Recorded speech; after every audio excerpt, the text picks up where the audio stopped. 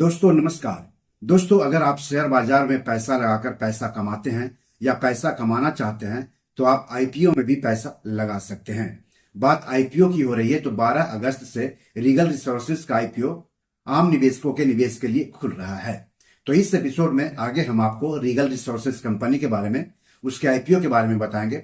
साथ ही ये भी बताएंगे कि आईपीओ क्या होता है, आईपीओ में पैसा कैसे लगाते हैं, आईपीओ में पैसा लगाकर निवेशक पैसा कैसे कमाते हैं। लेकिन सबसे पहले आप सबसे गुजारिश है कि चैनल के लिए नए हैं तो तुरंत सब्सक्राइब कर लीजिए, वीडियो को ज्यादा से ज्यादा शेयर कीजिए ताकि ज्यादा से ज्यादा लोगों तक जानकारी पहुंचे।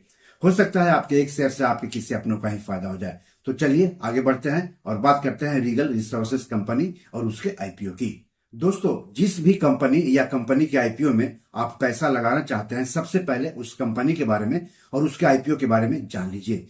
कहीं पर भी पैसा लगाकर पैसा कमाने का एक मूल मंत्र है, पहले उसके बारे में जान लीजिए। जहां पर पैसा लगाने जा रहे हैं उसके बाद ही पैसा लगाने के बारे में सोचिए। तो पहले कंपनी की बात कर लेते हैं। तो एग्रो प्रोसेसिंग कंपनी है रीगल रिसोर्सेज कंपनी। सबसे बेहतर गुणवत्ता वाले मक्का, स्टार्च, खाद्य ग्रेड स्टार्च और स्टार्च से जुड़े प्रोडक्ट के कारोबार में लगी हुई है। कंपनी 2016 में स्थापित हुई थी और 2018 से कारोबार कर रही है। कंपनी का मुख्यालय कोलकाता में है। अब आईपीओ की बात कर लेते हैं। तो आईपीओ 12 अगस्त को निवेश के लिए खुल रहा है और 14 अगस्त तक आप इसमें निवेश कर सकते हैं। इस आईपीओ का फेस वैल्यू 5 रुपया प्रति शेयर है। इस आईपीओ का प्राइस बैंड 96 रुपया से लेकर के 102 रुपया प्रति शेयर है। 144 शेयरों का एक लॉट होगा, मतलब निवेशकों को कम से कम 144 शेयर खरीदने होंगे।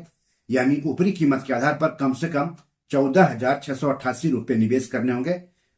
रिटेल व्यक्तिगत निवेशक अधिक से अधिक 13 लॉट यानी 1,872 शेयर खरीद सकते हैं। यानी ऊपरी कीमत के आधार पर अधिक से अधिक 1,90,944 रुपये निवेश कर सकते हैं रिटेल व्यक्तिगत निवेशक अधिक से अधिक। हम बात कर रहे हैं रीगल रिसोर्सेज आईपीओ की। कंपनी इस आईपीओ से करीब 306 करोड़ रुपए जुटाएगी।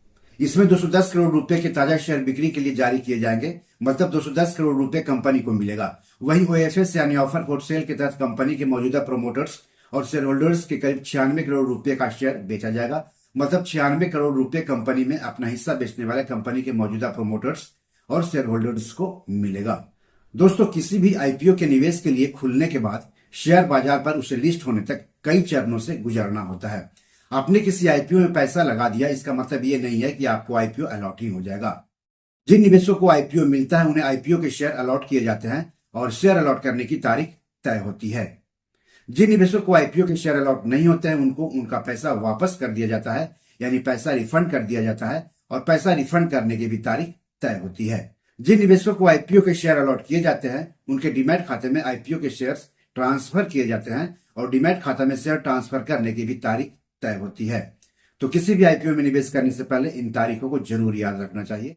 दोस्तों आपको बता दूं कि शेयर बाजार आईपीओ एफपीओ में निवेश करने के लिए निवेशकों के पास डीमैट अकाउंट के साथ साथ ट्रेडिंग और सेविंग्स अकाउंट भी होना चाहिए।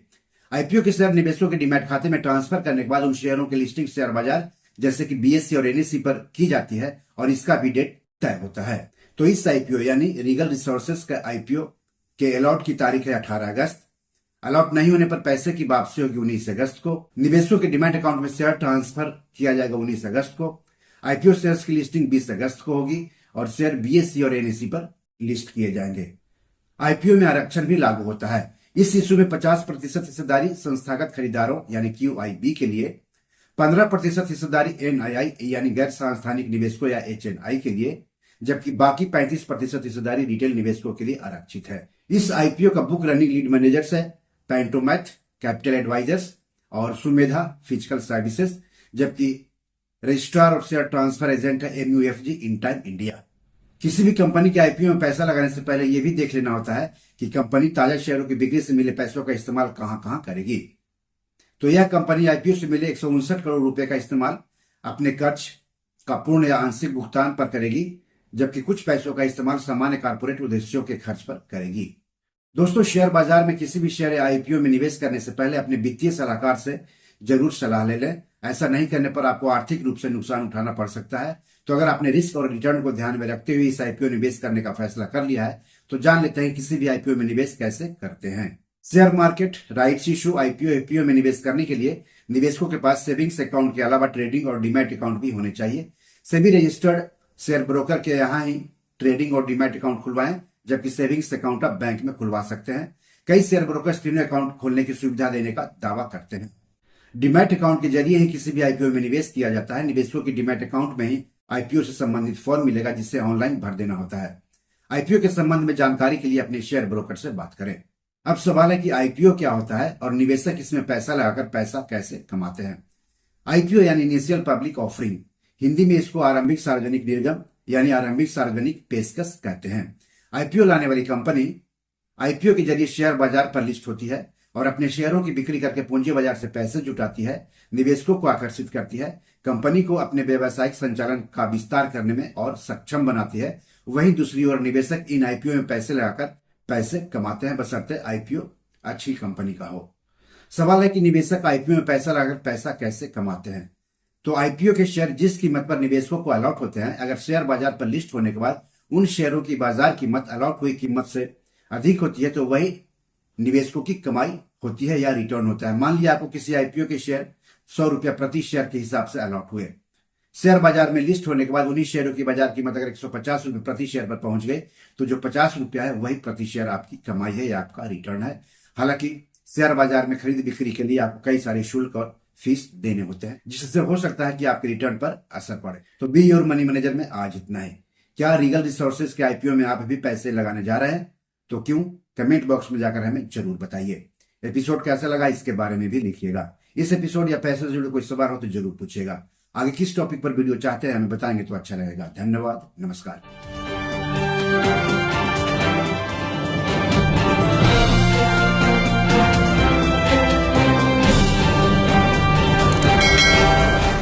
दोस्तों, ये मेरी 7 किताब है जो कि amazon.com पर पब्लिश है। आप इसे डाउनलोड करके पढ़ सकते हैं।